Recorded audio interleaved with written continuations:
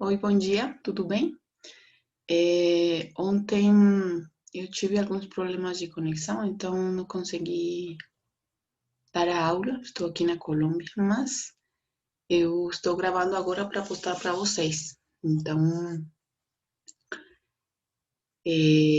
a gente vai falar hoje um pouquinho de fotossíntese em planta C3. É,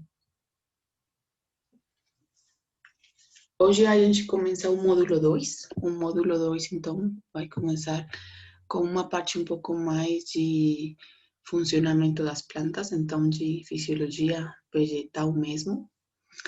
É, e para começar, então, a gente vai entender hoje o que é a fotossíntese, para que serve, como que ela é levada a cabo, em que órgão e qual a importância dessa fotossíntese, especialmente para planta C3. Então, vocês vão entender no final desta aula por que que a gente chama fotossíntese C3, porque tem outro tipo de fotossíntese, o metabolismo que é C4 e K, que a gente vai ver na seguinte aula. Então, para começar, é bom lembrar, né? Então, a gente tinha falado nas primeiras aulas acerca da célula vegetal, a gente falou das particularidades dessa célula vegetal, as diferenças que ela tem ao ser comparada com a célula animal. Então, a gente falou que ela tem cloroplastos, que ela apresenta essas organelas que são especializadas para fazer fotossíntese. E a gente também conversou que as células elas passam por um processo de diferenciação e que esse processo de diferenciação dá origem a células especializadas que conformam diferentes tipos de tecido. E que dentro desses tecidos, então, a gente encontra três tecidos principais nas plantas: tecidos de proteção, que estão compostos por dermis, epidermis, o tecido fundamental, o sistema fundamental de tecido, que a gente encontra o parênquima, o colênquima e a esclerênquima, que são tecidos de preenchimento. E encontramos o sistema de tecido vascular, onde se encontra o xilema e o floema, que são feixes condutores, que aqui, por exemplo, no caso do xilema, ele transporta água e minerais, e aqui no caso do floema, ele transporta principalmente fotoassimilados. Ele carrega para qualquer parte da planta, para onde for preciso. Também a gente viu, então, que a formação desses tecidos, o conjunto desses tecidos, também dá origem aos órgãos da planta. Então, a gente entendeu que tem órgãos vegetativos, órgãos reprodutivos, e que eles podem ser observados ao longo do ciclo fenológico da planta, do ciclo de vida da planta. Então, que primeiro aparecem esses órgãos vegetativos, que são raiz, caule, folha, eles se desenvolvem e permitem o crescimento, para depois dar origem aos órgãos reprodutivos, que são a flor, o fruto e a semente. E que esses órgãos reprodutivos são importantes também, né? A gente viu para a reprodução da espécie no tempo. E também conversamos um pouco das funções de cada um desses órgãos. Então, raiz para fixar-se no solo, para absorver nutrientes, o caule para suporte, para condução de nutrientes também. A gente conversou que as folhas têm um processo importante chamado fotossíntese, que é o foco da nossa aula hoje. E então, nesse sentido, a gente vai começar a falar dessa função principal, que é a fotossíntese, que acontece nas folhas principalmente. Então, de forma geral, a fotossíntese ela é apresentada como uma equação que na verdade não é mais do que uma somatória, né? A gente precisa de alguns produtos para obter alguns outros produtos. Então, na fotossíntese, como é foto, então precisa de luz, né? Então, precisa de luz, precisa de CO2, precisa de água, nutrientes, minerais, para formar carboidratos ou açúcares, que são o alimento da planta. E também como produto se obtém o oxigênio.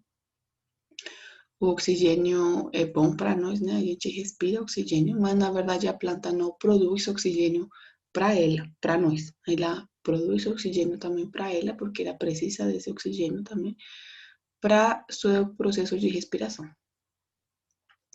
E por que é importante a fotossíntese?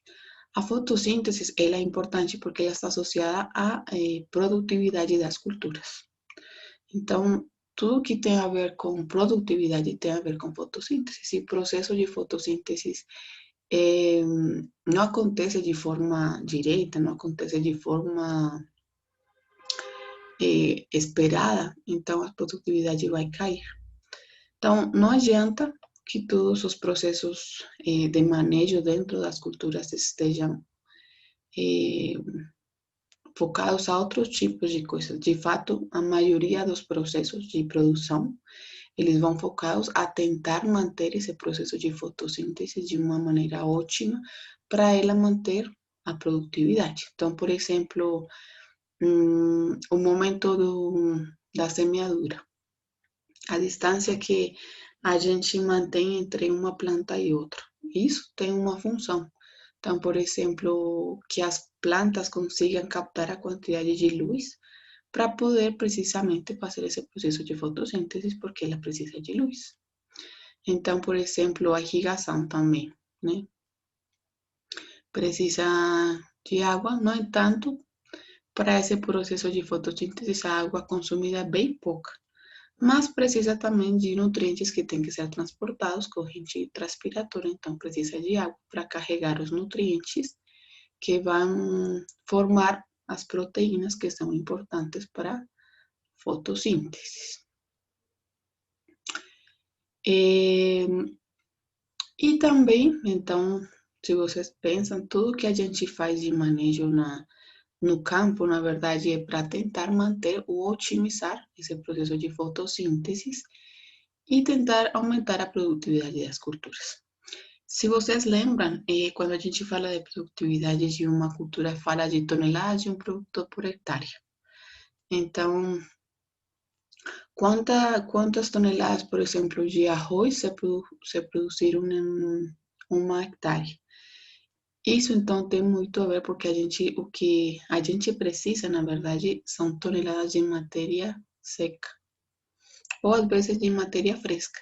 E a matéria seca, ela é, ou a biomassa dessa planta, na verdade, esse valor aqui, que são toneladas do produto, pode ser em seco, pode ser fresco, a gente consegue obter através do processo de fotossíntese, porque a fotossíntese, o produto final, são esses hidratos de carbono que vão ser transformados finalmente em açúcares e que fazem parte dos esqueletos das estruturas da planta, então é biomassa. O que a gente obtém ao final da fotossíntese é uma quantidade de biomassa na planta que é o que a gente finalmente coleta. E para isso, então, entra esse aqui, que é esse conceito aqui. Deixa eu ver se estou gravando mesmo. Eu já tinha gravado e perdi. Então, entra esse conceito aqui, que é maturação agronômica das culturas. Então, o que é a maturação agronômica das culturas? Todos os processos vão focados para melhorar o processo de fotossíntese e também vão focados, na verdade, em tentar que esse processo de maturação seja o melhor possível. Por quê? Porque a gente precisa obter, por exemplo, frutos grandes, obter uma quantidade de açúcar adequada, não como, por exemplo, da cana, uma quantidade de açúcares armazenados aqui, por exemplo, na beterraba, e uma quantidade de folhas, por exemplo, na alface. Então, tudo que a gente precisa no ponto de colheita vem de um processo fisiológico chamado fotossíntese, que envolve ou explica como que é formado,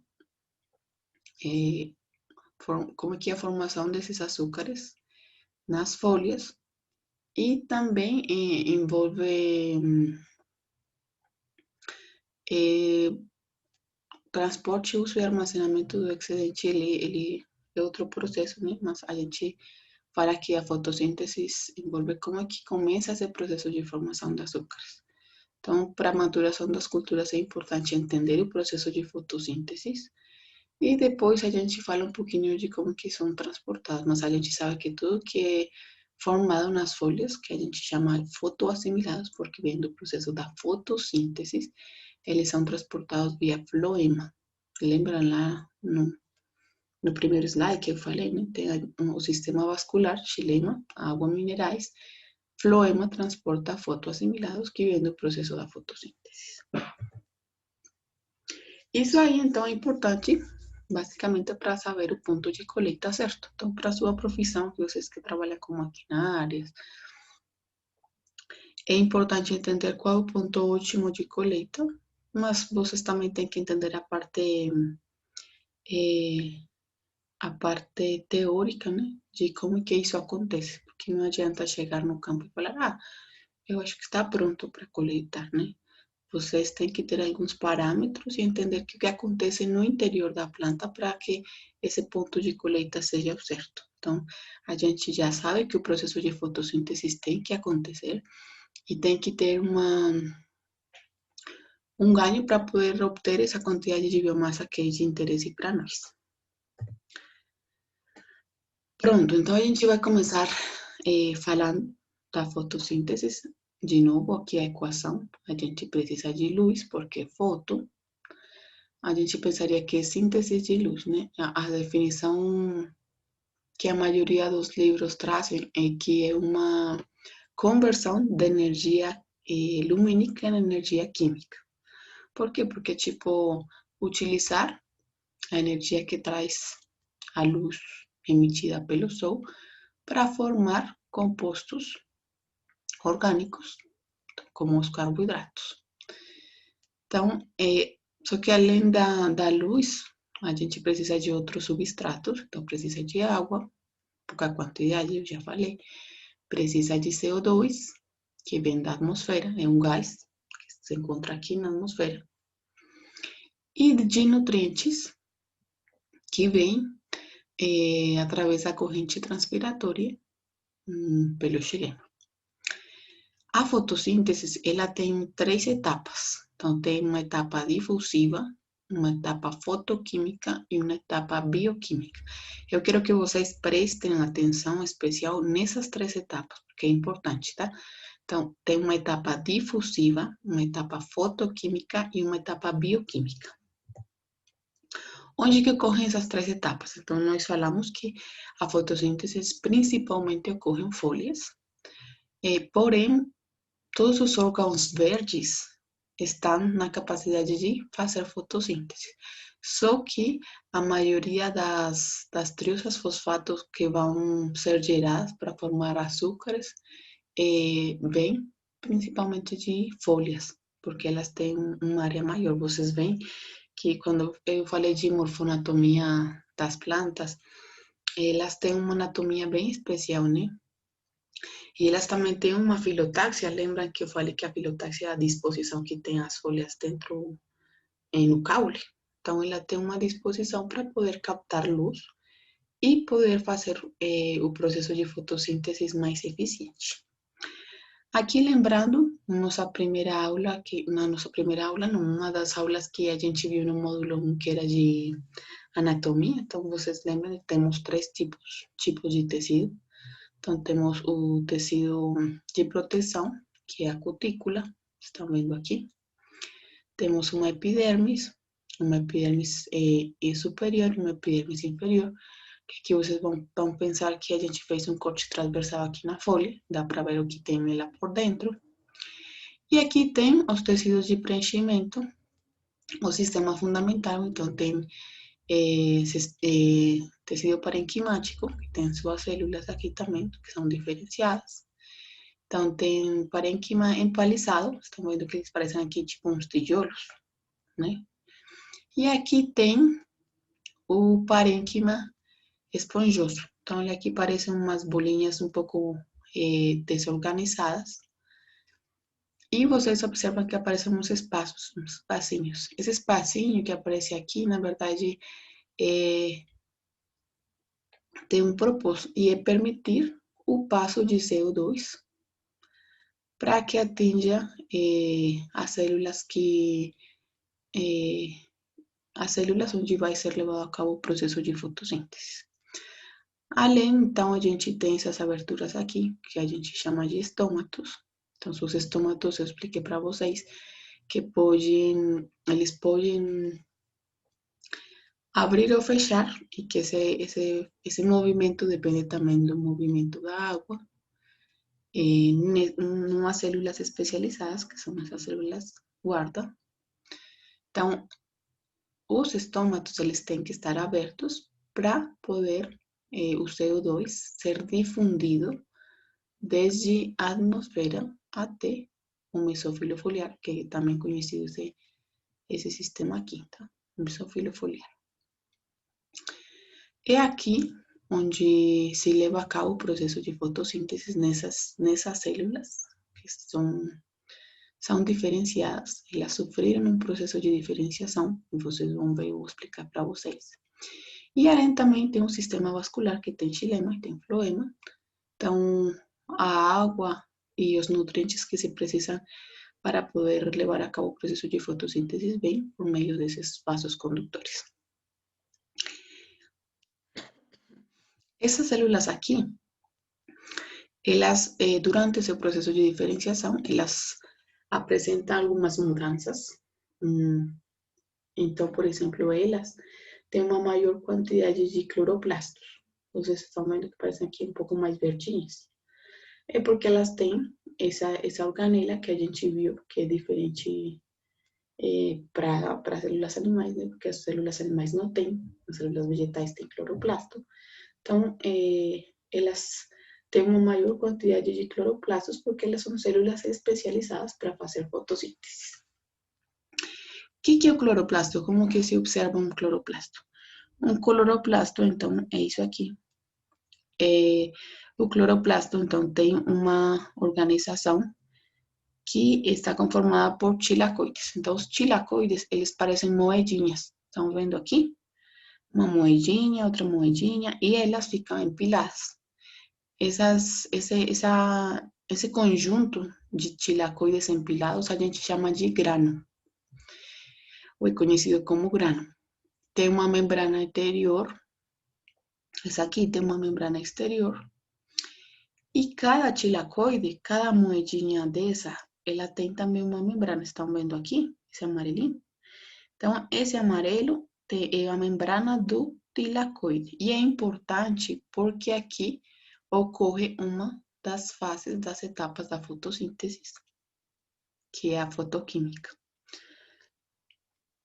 Aqui, então, como que se observaria na vida real um cloroplasto. Então, não é bem assim, isso aqui é mais didático. Mas aqui dá para ver, então, esses pontos mais escuros são... Os pontos mais escuros, eles são os tilacoides, que estão empilados, formando os granos. Esse espaço aqui de verde mais claro, então, é o estroma, corresponde ao estroma. É uma área que é uma solução, na verdade, né? Então, aqui, as moléculas que estão aqui estão nadando, praticamente.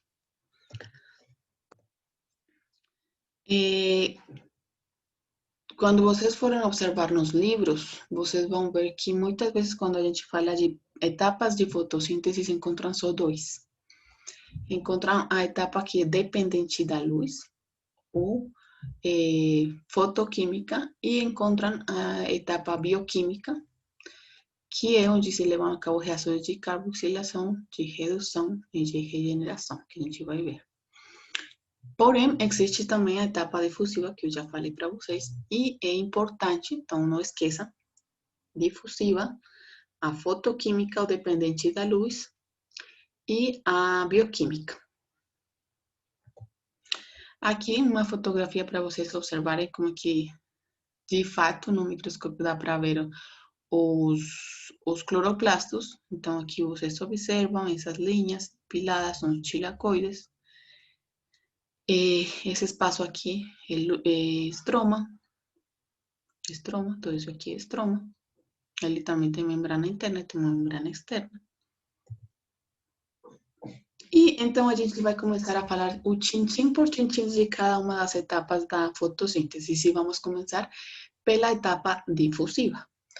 E se vocês lembram, a gente já falou um pouquinho desse termo, que a gente, quando falou de água, eu expliquei para vocês como que a água se movimenta na planta e expliquei também como que a água sai desde as folhas para a atmosfera. E falei que esse movimento ocorre por um processo de difusão. Então, o vapor de água que está dentro das folhas sai para a atmosfera por um processo de difusão. E vamos lembrar, então, o que é a difusão.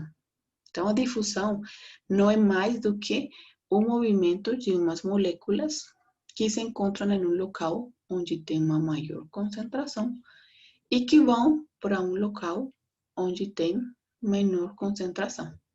Então, vocês pensem que é como se vocês estivessem num mamute.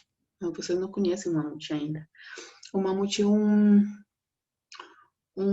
tipo um ônibus, né? Que funciona dentro da universidade e leva as pessoas para a parte de cima da universidade, para entrar nas aulas.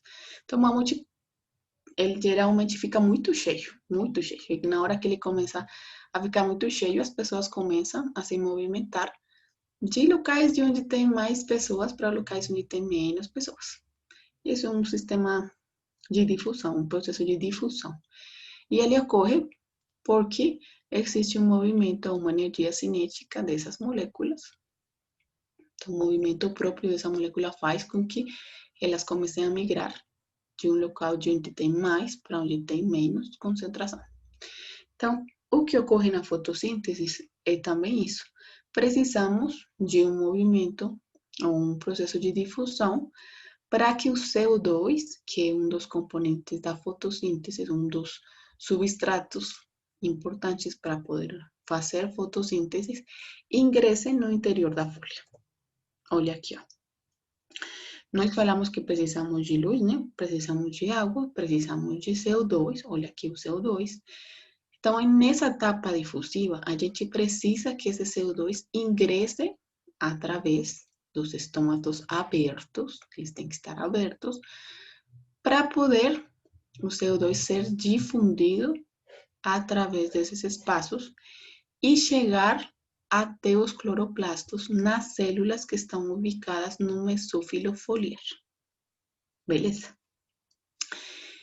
O que acontece? Então, como é um movimento difusivo, a gente teria que ter um gradiente, né, de difusão. Para onde que elas vão? A gente conversou, então, de um local onde tem mais para um local onde tem menos. Então, no mesófilo foliar, efetivamente, essa concentração de CO2 é bem menor do que na atmosfera. Então, olha aqui. Para a planta C3, na atmosfera, esse valor está um pouco baixo, porque na verdade a gente está já quase dos 400 ppm, perto dos 400 ppm. Então, na atmosfera a gente tem 400 ppm. E dentro, ou seja, aqui, a gente já teria 250 partes por milhão ou 300 ppm. Então, a gente tem um delta, ou tem um gradiente. Então, por isso que acontece o movimento por difusão do CO2. Então, aqui tem mais de CO2, ele vai ingressar porque aqui tem menos CO2. E ele vai ser difundido através desses espaços no mesófilo foliar. E vai chegar até essas células especializadas que têm maior quantidade de cloroplastos. E então, se vocês pensam, o CO2 ele tem que percorrer um caminho muito longo, né? Por quê? Porque aqui, lembrem que na anatomia da folha tem a cutícula, então tem que atravessar a cutícula, tem que passar pelo estômago, tem que percorrer todo esse caminho aqui, os espaços no mesófilo foliar, que eu falei, lembra que eu falei que tem o parênquima esponjoso? Então, tem que passar por esses espaços, chegar até a célula, só que na célula vegetal, você lembra que tem parede celular, tem membrana celular, tem que passar pelo citosol e chegar de novo aos cloroplastos, onde eles param a fotossíntese. Então, o CO2 tem que percorrer todo esse caminho. E esse caminho, esse percorrer, a gente chama de fase difusiva. Tá certo? Tranquilo? Esse aí é mais tranquilo das fases. Segue a fase fotoquímica. Essa aqui é um pouco mais longa e eu quero que vocês prestem atenção porque isso aqui é bem legal também de entender. Então, na fase fotoquímica, de uma forma bem geral, a gente precisa da energia que traz os fótons de luz para formar dois compostos, ATP e NADPH. Esses dois compostos, ATP e NADPH, eles são umas moléculas que estão carregadas com energia. Elas são reduzidas, na verdade. Então, elas são formadas a partir de ADP e fósforo inorgânico. Então, formam ATP, porque ATP é adenosine trifosfato. Então, ele é formado a partir de ADP, que é adenosine difosfato, tem dois fósforos, e se junta com um terceiro para formar um adenosine trifosfato. Essa molécula é uma molécula carregadora de energia que é capaz de liberar essa energia ao ser oxidada em algum processo. Então, redução é quando ela ganha um elétron, ganha energia, e oxidação é quando ela libera essa energia, tá certo? Então, essa aqui é outra molécula também, não precisa ficar lembrando o nome, isso aqui é nicotinamida difosfato. E aqui, então, elas têm que ser formadas. Então, lembra muito bem disso. Na fase fotoquímica, como é foto, precisa de luz. Então, se aproveita a luz que vem, ou a energia, na verdade, que vem da luz para formar esses dois compostos. Beleza? Como que funciona isso? Como que eu vou obter a partir de luz ATP e NADPH? Eu vou mostrar para vocês. Antes disso, a gente vai pensar onde que isso ocorre. Então, eu falei, né, a fase fotoquímica, ela vai ocorrer aqui no cloroplasto, só que dentro do cloroplasto, então lembra, os espaços que ficam por fora são um estroma, e aqui as moedinhas são os tilacoides, e esses tilacoides, eles têm uma membrana. Então, esse processo de fotoquímica vai acontecer na membrana dos tilacoides.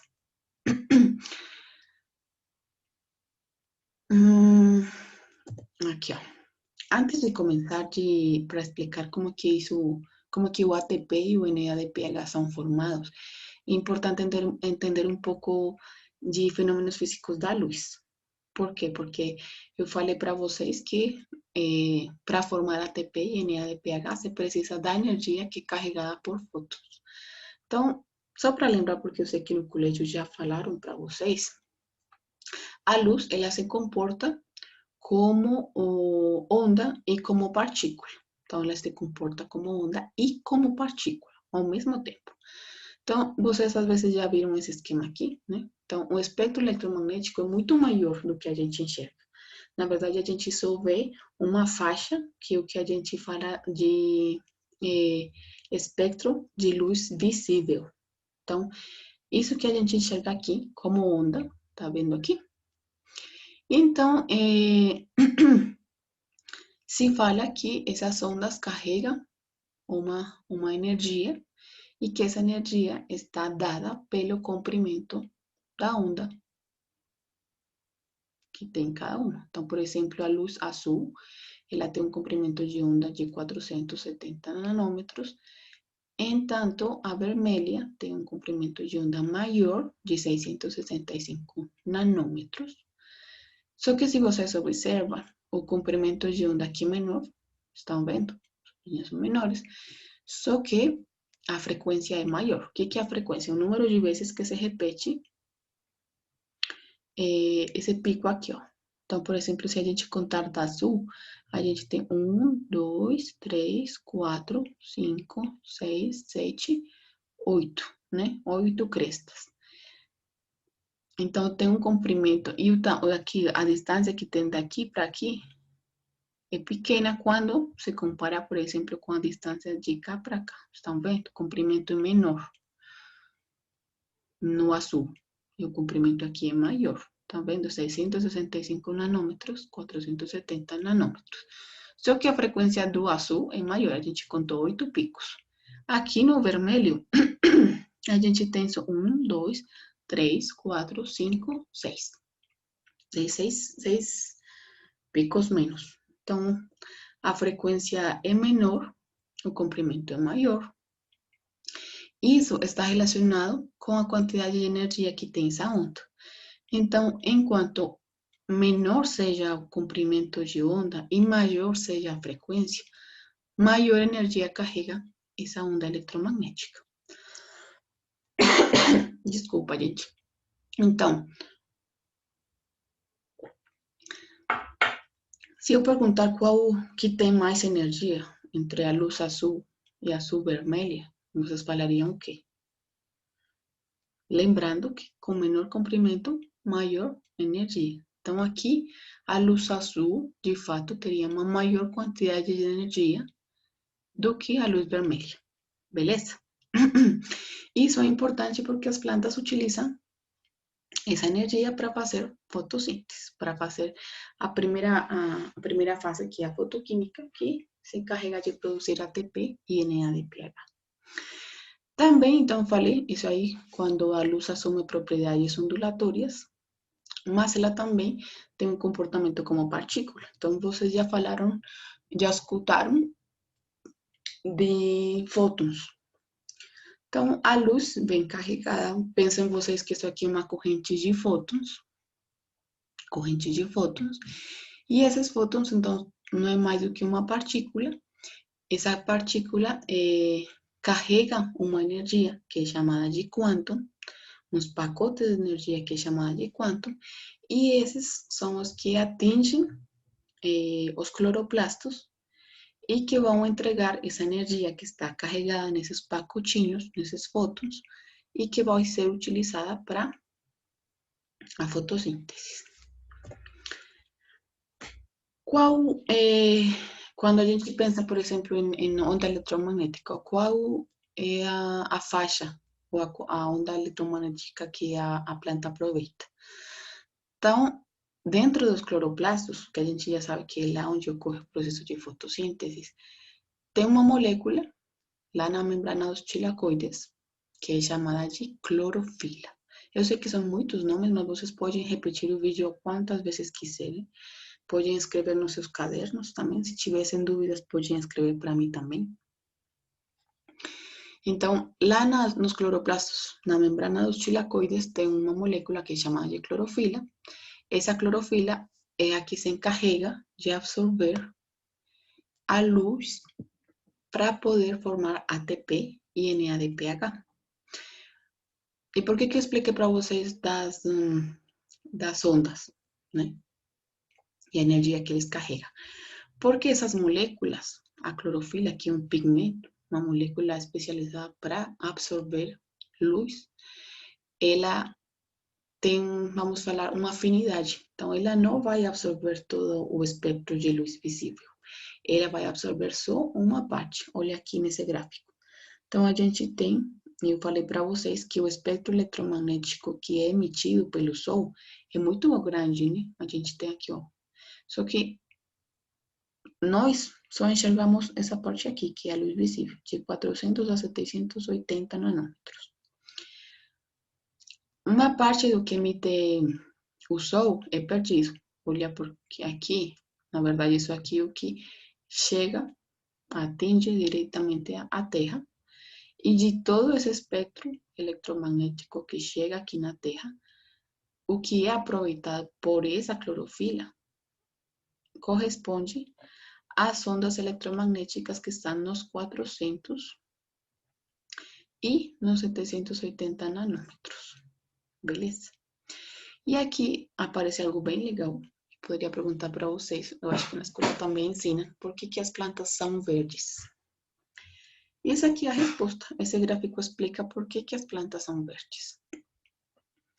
Então, eu falei, né, as plantas precisam realizar esse processo de fotossíntese, então elas têm essa molécula de clorofila na abundância, e essa clorofila absorve luz nesses dois picos. Se vocês observam a cor, a luz que ela absorve, então, é luz azul e uma luz vermelha.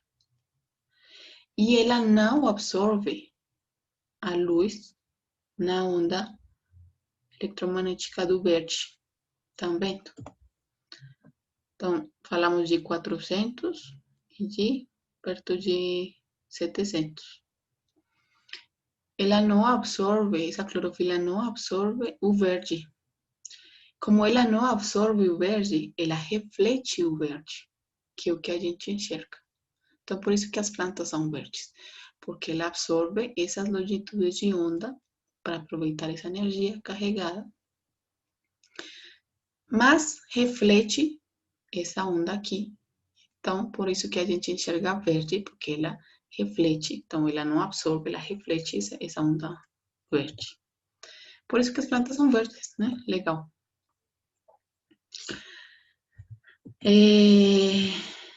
Essa aqui é a molécula, não mostrei, essa aqui é a molécula de clorofila. Olha, ela tem magnésio aqui no centro, então precisa também de nutrientes que vêm sendo carregados pelo xilema para formar essas moléculas que são importantes aceptoras de luz para poder formar ATP e NADPH. Aqui, ó, então vamos a estudar o tintim por tintim de novo.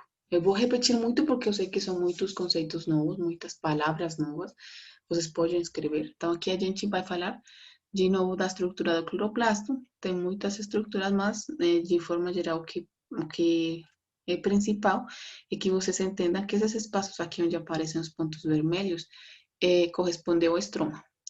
Essas moedinhas, cada moedinha delas é o tilacoide. A reunião desses tilacoides empilados corresponde a um grano. E cada tilacoide, ele tem uma membrana, estão vendo? Azul. Essa membrana aqui ó, é azul.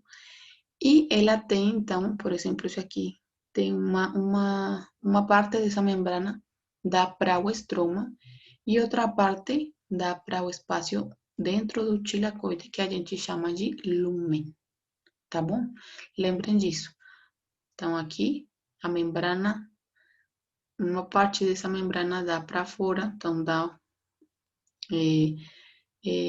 para o estroma e a outra parte da membrana, então, dá para o lumen. Então, aqui, ó.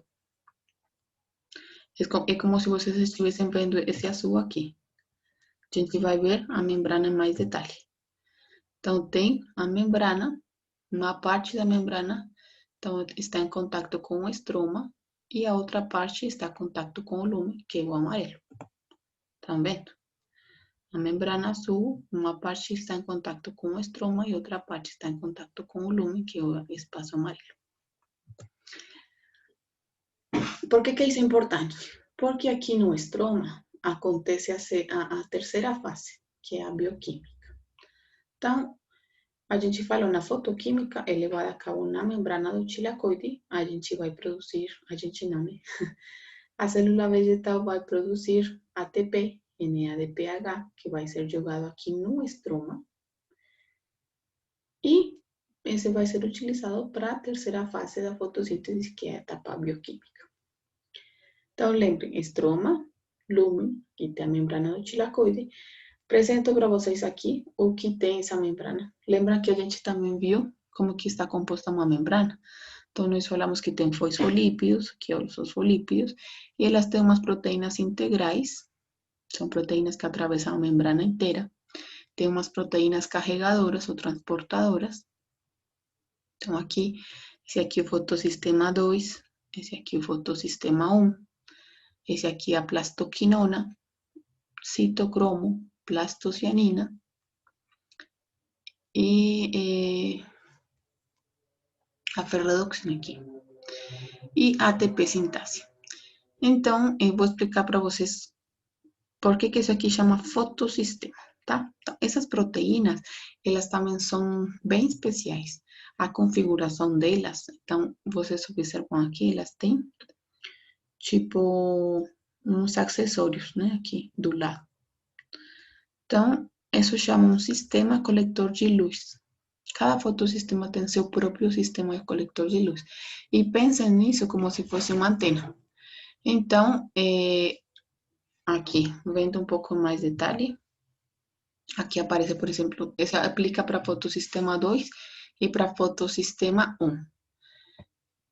Então, deixa eu colocar aqui para vocês verem melhor. Esse fotossistema, ele tem um complexo coletor de luz, que são esses dos lados. Esses complexos coletores de luz estão formados por uns pigmentos. Os pigmentos são umas moléculas. Essas moléculas são capazes de receber luz. Então, elas recebem essa luz e vão ser essa luz, essa energia que carrega a luz, né? A gente falou que carrega energia, na verdade. É transferida de um pigmento para outro, até atingir um alvo que chama clorofila. Então, aqui aparece a nossa famosa clorofila. Ela se encontra no centro de reação aqui do fotossistema. Isso aqui chama centro de reação. Esse centro de reação tem uma clorofila que é especializada em captar luz na longitude de onda de 680 nanômetros. Beleza? Então, aqui tem os tipos de pigmentos. Esses são para fotossistema 2. Esses aqui são para fotossistema 1. E esses são os tipos de pigmentos que estão ubicados nesses complexos coletores. Então, pensem que é como tipo uma antena.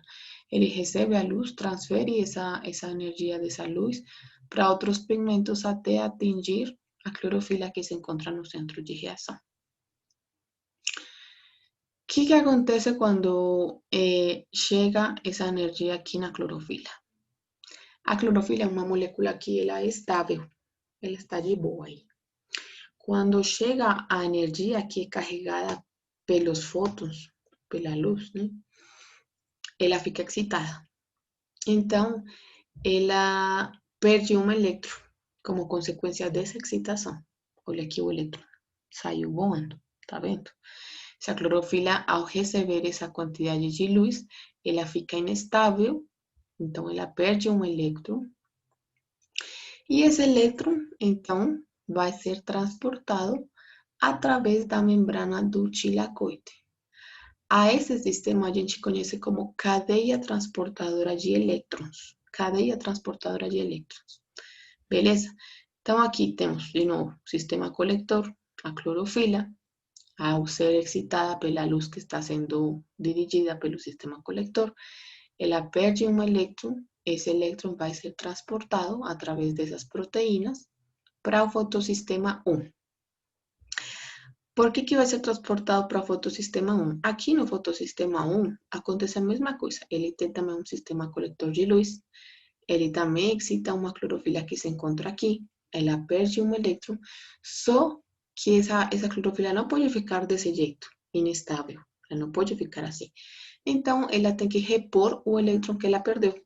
E para repor o elétron que ela perdeu, então, esse elétron vai vir do que estava vindo aqui, ó. Então, ela perdeu esse elétron aqui e vai ser reposto pelo elétron que vem da cadeia transportadora de elétrons. E aí vocês podem perguntar, mas isso como assim? Essa clorofila aqui ficou excitada pela luz, perdeu esse elétron, mas ela repôs seu elétron com o que estava vindo de cá. E esse aqui? ela não precisa repor esse elétron, precisa. E aí aparece, então, outro processo conhecido como fotólise da água. Então, a fotólise da água não é mais do que a oxidação da água. Então, quando a água se oxida, ela libera um elétron que vai vir para reemplaçar o elétron que essa clorofila perdeu. E aí fica um kit, né? Esse aqui tem também seu elétron que perdeu, essa também tem aqui seu elétron que perdeu. E é um ciclo, uma cadeia. Então, acontece o tempo todo. Ela vai perder o elétron, sai o elétron, esse elétron é reemplazado pelo elétron que é liberado aqui na fotólise da água. O elétron que saiu primeiro vai viajar através dessas proteínas até chegar aqui no fotossistema 1 para reemplazar o elétron da clorofila que já tinha perdido outro elétron. A energia que carrega esse elétron, então olha aqui o legal, a energia que carrega esse elétron aqui vai ser utilizada para juntar esses dois. NADP, aqui no estroma tem muito NADP, tem muitos prótons. Então, a energia desse elétron que foi transportado aqui vai servir para juntar esses dois e formar o nosso NADPH. Tá vendo? Ele ficou lá no estroma. Pronto, como que se forma então? Tá vendo aí? Então, aqui aparece de forma um pouco mais explicadinha, mas é isso mesmo. Então, o fotossistema, aqui acontece, não expliquei aqui. Na fotólise da água, além de ser liberado o elétron, essa imagem aqui corresponde a esse pedacinho aqui. Tá vendo? Então, aqui tem o fotossistema 2. A clorofila foi excitada, perdeu o elétron. Então, tem que ser reemplazado por outro que vem da fotólise da água. Com a fotólise da água, se libera oxigênio e se liberam prótons. Estão vendo aqui? Se liberam prótons. E tem uma coisa interessante também, e é que esse oxigênio, eu falei para vocês, né? Serve para nós, pode ser liberado, a gente respira ele, mas ele também é produzido para que a planta mesma consiga respirar. E esses prótons, para que libera prótons aqui? Porque a planta não faz nada com algum intuito, né? Ele precisa de ter algum objetivo. Esses prótons, eles são liberados aqui para formar ATP. E eu vou explicar como. Então, para formar ATP, eu preciso que a quantidade de prótons que eu tenho aqui no lúmen seja maior do que a que se encontra no estroma. E para isso, então, a fotólise provê uma quantidade de prótons. Mas para garantir que vou ter maior quantidade de prótons aqui, então, essa plastoquinona, ou essa aqui, que é essa mesma aqui, ela vai ter uma dupla função. Ela, além de carregar o elétron e transportar esse elétron do fotossistema 2 para o citocromo, ela também vai carregar um próton do estroma para o lúmen. Então, essa plastoquinona, ela traz, na hora que ela está transportando o seu elétron, ela traz, pega aqui um próton, deixa aqui, faz conta que é tipo um ônibus, deixa aqui o próton no lúmen, entrega o elétron e volta para pegar o seguinte. Então, quando aumenta a quantidade de prótons aqui, olha o legal que aparece. Então, aparece maior quantidade aqui de prótons do que aqui. E então, se gera um gradiente de potencial. Então, eletroquímico. Então, o que acontece? A célula precisa voltar ao normal. Então, precisa que esses prótons que estão sendo acumulados aqui voltem de novo para o estroma. Só que na hora de voltar, elas têm um canal. Vamos pensar que é esse aqui, ó, essa proteína, uma ATP sintase. Ela se encarrega de transportar os prótons do lúmen para o estroma e gera uma força motriz. Por quê? Olha aqui. Ela funciona desse jeito. Vocês podem procurar vídeos na internet e vão observar que ele funciona desse jeito. Então, o que acontece é que o próton, ao passar por essa proteína, esse próton faz girar esse mecanismo aqui e gera uma energia. Ao fazer girar essa engrenagem que ela tem aqui, se gera uma energia que é capaz de juntar uma molécula de ADP com um fósforo inorgânico. Então, essa energia serve para juntar esses dois, formando uma molécula de ATP. Pronto. Então, de novo, a gente já tem aqui o nosso NADPH e o ATP no estroma. Tá lá.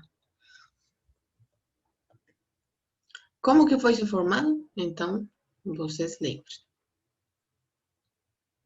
Aqui, então, resumo. Tem o fotossistema 2, fotossistema 1, cada um com seu sistema coletor de luz. Seu sistema coletor de luz recolhe, pega, absorve essa luz que vem carregada com uma energia, vai ser transferida de um pigmento para outro, até atingir a clorofila que se encontra no centro de reação. Essa clorofila fica excitada, libera um elétron que vai ser transportado por essas proteínas aqui. A plastoquinona, além de transportar esse elétron, carrega prótons de cá para cá, entrega o elétron para essa proteína, de cá passa para cá, até chegar de novo ao centro de reação do fotossistema 1, onde vai vir para reemplaçar o elétron que essa clorofila já perdeu como consequência da energia de excitação que estava vindo do sistema coletor. E o elétron que já foi perdido, que já foi liberado, vai ser utilizado pela ferredoxina e catalisado por uma enzima para juntar NADP e prótons para formar nosso NADPH. Lembrando que essa clorofila, como ficou excitada aqui, ela não pode ficar assim, então tem que repor o elétron que ela perdeu e vai ser reposto pelo processo de fotólise da água, que é a oxidação da água. Então, se libera um elétron que vai repor aqui da clorofila. E além disso, se libera oxigênio e se libera mais prótons para aumentar o gradiente de potencial eletroquímico aqui no lume. Como não pode ficar desse jeito, ter mais prótons acá do que acá, então eles têm que ser transportados de volta para o estroma e vão ser transportados por essa proteína aqui, uma ATP sintetase. E ao tempo que eles vão sendo transportados, eles fazem girar o engrenagem, gerando uma força, uma energia, que é capaz de juntar ADP mais fósforo inorgânico para formar nosso ATP. E então, a gente já tem aqui NADPH e ATP. E daí, o que acontece com esse ATP e NADPH? Então, vamos para a terceira fase da fotossíntese, que é a fase bioquímica. Essa aqui é bem mais tranquila. Então, na terceira fase da bioquímica, a gente já tem, olha, a gente tem que vem da fase fotoquímica, tem NADPH formado, tem ATP, e esse ATP e NADPH vai ser utilizado para a terceira fase, que é conhecida como ciclo de Calvin. Eles vão ser consumidos aqui. E eu falei que essas aqui são umas moléculas que carregam muita energia. Então, essa energia vai ser utilizada para converter as triosas fosfato.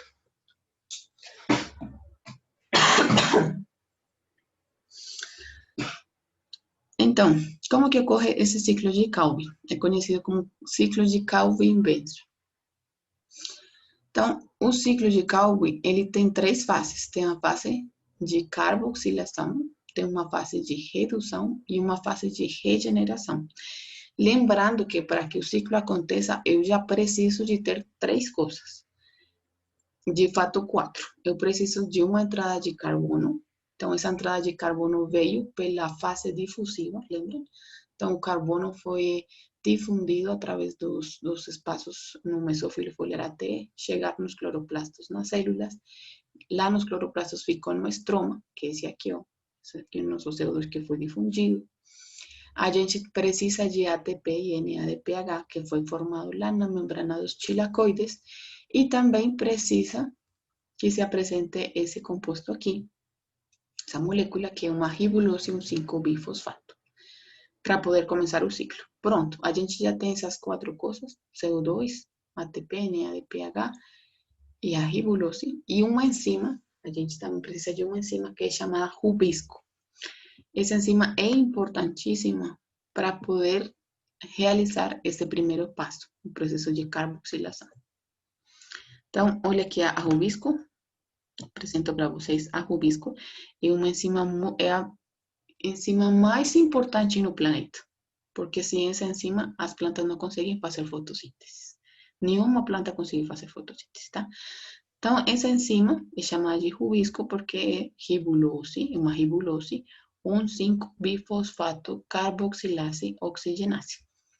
Essa aqui é porque ela faz 2 funções. Ela carboxila, então ela liga um CO2 a essa molécula, por isso se chama carboxilase, carboxila essa molécula, então essa enzima ajuda na carboxilação dessa molécula, e oxigenase porque ela também tem afinidade pelo oxigênio, então ela pode fixar, vamos falar, pode fixar CO2 nessa molécula, ou cravar um CO2 nessa molécula ou um oxigênio. Depois eu explico para vocês o que acontece quando ela tem essa função oxigenase. Hoje a gente vai falar só da função carboxilase. Então, a Rubisco, ela é capaz de gravar um CO2 nesta molécula. Olha aqui. E aqui aparece a resposta de por que a gente fala metabolismo C3. Então, a gente tem uma ribulose, um 5-bifosfato, que tem, então, como fala, tem 5 carbonos. 1, 2, 3, 4, tem 5 carbonos. E bifosfato, então, tem 2 fosfatos. Tem um fosfato aqui no carbono 1 e tem um fosfato no carbono 5. Tá vendo? Então, por isso que se chama assim. A Rubisco, ela vai cravar o CO2 nessa molécula. Então, ela vai ficar de 6 carbonos, né? Porque tem 5 mais outro carbono que está entrando, são 6 carbonos. Contemos aqui, 1, 2, 3, 4, 5, 6 carbonos. Só que essa molécula aqui é muito inestável. Ela, mesmo na rapidez que ela se produz, também ela é transformada em outro composto, porque ela é inestável. Então, o primeiro composto estável no processo de carboxilação são essas moléculas aqui. 3-fosfoglicerato. Na verdade, são 2, porque lembra que a gente tem 6? Então, tem 2 moléculas de tem 2 moléculas de 3 carbonos. Tem essa triosafosfato aqui. Então, tem 1, 2, 3 carbonos. 1, 2, 3 carbonos. Só um minuto, gente.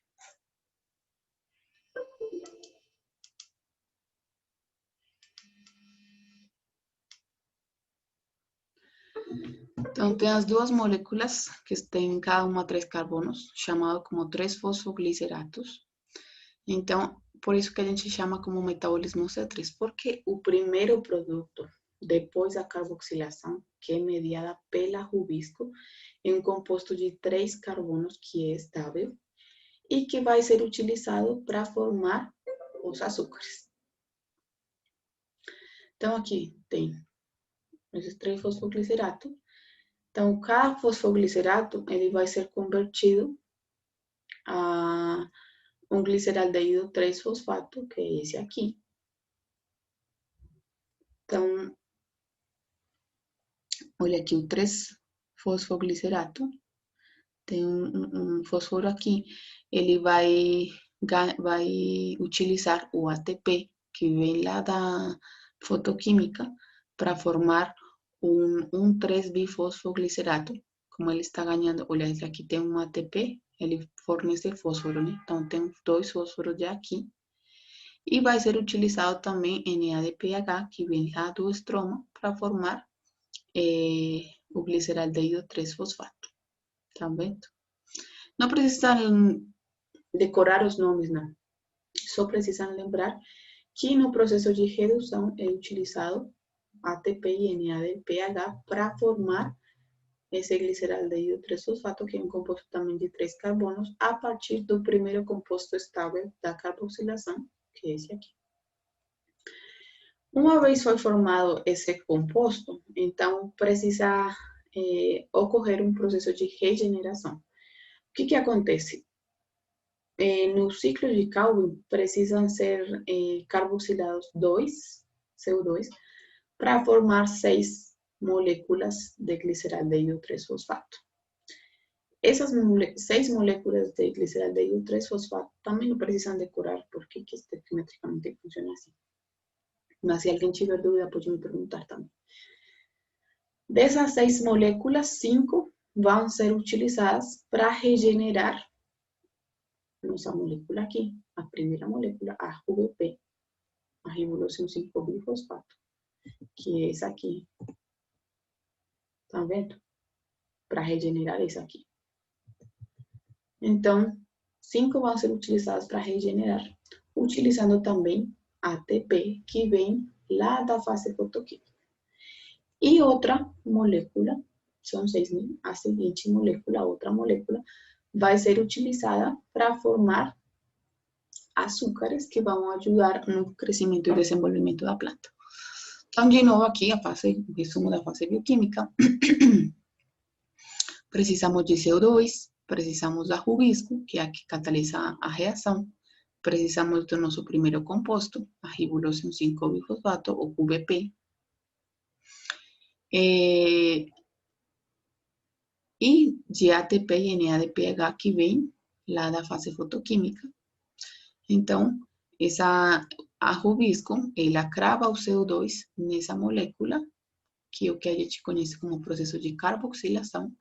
Aí se produz o primeiro composto estável, que é uma molécula de 3 carbonos, por isso que chama metabolismo C3. Depois é utilizado ATP e NADPH para reduzir essa molécula formando gliceraldeído 3-fosfato. Uma parte desse gliceraldeído 3-fosfato vai ser utilizado na regeneração desta molécula, utilizando também ATP, que vem lá da fotoquímica, e outra parte vai ser utilizada para formar açúcares ou almidão. Aqui é importante, gente, que vocês pensem que essas trioxafosfato que estão saindo de cá, elas vão ser convertidas em açúcar no citosol, não aqui no cloroplasto, elas têm que sair. E vão ser transformadas em sacarosa. Essa sacarosa vai ser transportada a outras partes da folha para crescimento, para desenvolvimento. Mas também, essas trioxafosfatos podem ser consumidas na respiração.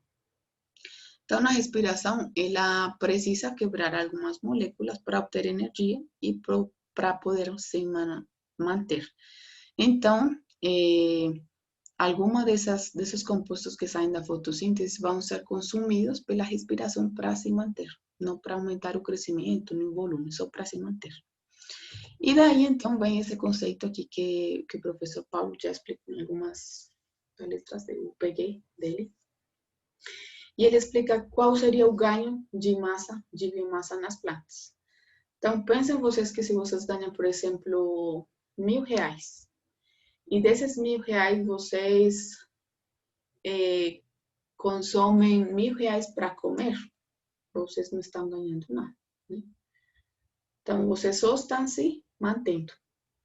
Mas, se você ganha R$1.000 e consome, por exemplo, só 700 para se manter, você vai ter um ganho de R$300 no mês que você pode investir em outra coisa. E assim, desse jeito, acontece também nas plantas. Então, se a planta ela tem uma fotossíntese bruta, né? Uma fotossíntese total, e ela produz uma quantidade X de açúcares. Só que dessa quantidade X de fotossíntese de açúcares que ela fez, ela tem que consumir uma parte na respiração para poder se manter. E essa subtração, então, dos açúcares totais que ela fez, menos o que ela consumiu para respirar, aparece o ganho, que é o que a gente conhece como fotossíntese líquida, e que vem a representar o ganho em acúmulo de massa, que é o que a gente coleta quando as plantas estão no ponto de maturação. Então, quando a gente fala de fotossíntese líquida, é a fotossíntese que que ela, de fato, tem além da que precisa para poder se manter. Além disso, então, temos outro conceito que eu falei para vocês, da produtividade vegetal, porque que é importante. Aqui, a produtividade vegetal está em função da luz. Então, olha aqui. Não só da quantidade de açúcares que tem, mas também porque da quantidade de luz, porque depende da quantidade de luz, da qualidade de luz que chega na planta, a planta consegue fazer fotossíntese para poder formar esses açúcares. Então, o que acontece aqui na produtividade vegetal? Fala que está em função da radiação fotossinteticamente ativa incidente na copa. Então, o que é radiação fotossinteticamente ativa? A gente viu que só uma parte do espectro que a planta utiliza para poder fazer fotossíntese. Então, de fato, tem que incidir na folha esse tipo de radiação para poder fazer fotossíntese. Só que não basta só com que atinja a folha, ela tem que ser interceptada e tem que ser utilizada, então, para poder fazer essa fotossíntese. E daí, então, também depende muito da partição dos fotossimilares. Quanto que vai para se manter, quanto que vai para acumular. Então, a produtividade também está em função disso. Isso está muito a ver também com as práticas de fitomelhoramento, o melhoramento genético, que eu expliquei para vocês lá no começo, que falava de, por exemplo, disposição das folhas, filotaxia. Então, muitas das plantas que a gente conhece, elas modificaram seus ramos para poder interceptar maior quantidade de luz, porque assim o processo fotossintético é maior, quantidade de açúcares que se formam é maior, e a gente vai ter uma fotossíntese líquida também melhor.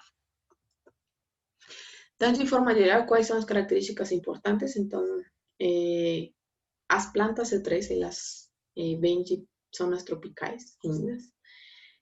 Como exemplo, temos roça, o trigo, o arroz.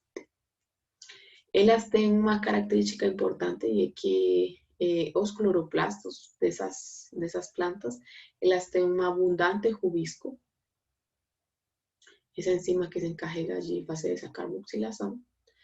Então, está em abundância.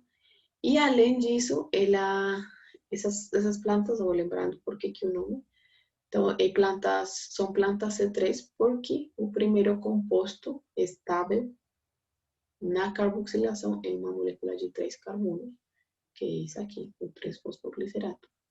Então, por isso que chama metabolismo C3 ou planta C3. Aqui vou deixar para vocês um resumo em um vídeo. O vídeo ele está em espanhol. Vocês podem colar aqui. Mas ele tem aqui subtítulos. Então fica bem tranquilo. E aqui é bem legal porque ele aparece em 3D. O vídeo é curto. São 6 minutos. E aqui faz um resumo do que eu já falei aqui. Tá bom? Vou deixar para vocês também um réu para lembrar algumas coisas para que vocês escrevam. E é isso, gente. Então, na seguinte aula, a gente vai falar de fotossíntese C4, que eu espero que vocês tentem pensar por que chama C4 também. C3 porque o primeiro composto estava em uma molécula de 3 carbonos. Então, C4 provavelmente uma molécula de 4 carbonos. A gente vai ver como. Representantes dessas plantas, então, milho, cana-de-açúcar. E para plantas as crasuláceas que vocês têm lá em casa, as suculentas. Vamos ver como aqui ocorre o processo de fotossíntese para elas, porque é um pouco diferente do que a gente já viu. Não muito, mas é bom dar uma lida antes dessa aula para poder entender melhor. É isso por enquanto, muito obrigada. A gente se vê na segunda-feira, tá?